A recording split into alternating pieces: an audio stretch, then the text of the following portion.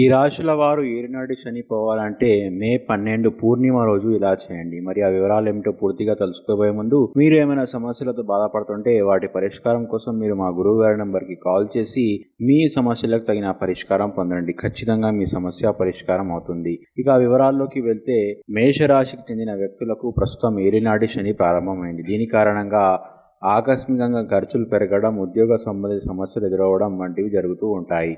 అలాంటి సమస్యలను పరిష్కరించుకోవడానికి శని త్రయోదశి ఉపశమనం కలిగించే రోజు.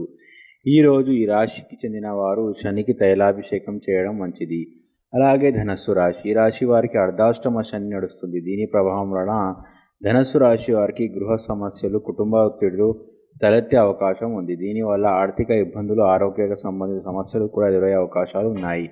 వీటి నుంచి ఉపశమనం పొందాలంటే శివుడు మరియు శనిని పూజించడం, ఆలయంలో తిరిగి రావడం వంటివి చేయడం వలన మంచి శుభ ఫలితాలను పొందుతారు. ఇంకా కుంభరాశి, ఈ రాశి వారికి శని ధనస్థానంలో సంచరిస్తుండడం వలన ఆర్థికంగా కొంత ఒత్తిడి ఎదురవుతుంది. ఆర్థిక లాభాలు కూడా తగ్గిపోయే సూచనలు కనిపిస్తున్నాయి. ఆదాయం వచ్చే దారులు కొంత ముగుస్తాయి. దీనివల్ల ఒత్తిడి, ఆరోగ్య సమస్యలు, కుటుంబ సమస్యలు వస్తాయి. అందుకే ఈ శని త్రయోదశి నాడు శనిదేవునికి ఉల్లిపాయలు, నల్ల వస్త్రాలు దానం చేయడం ద్వారా శుభ ఫలితాలను పొందుతారు.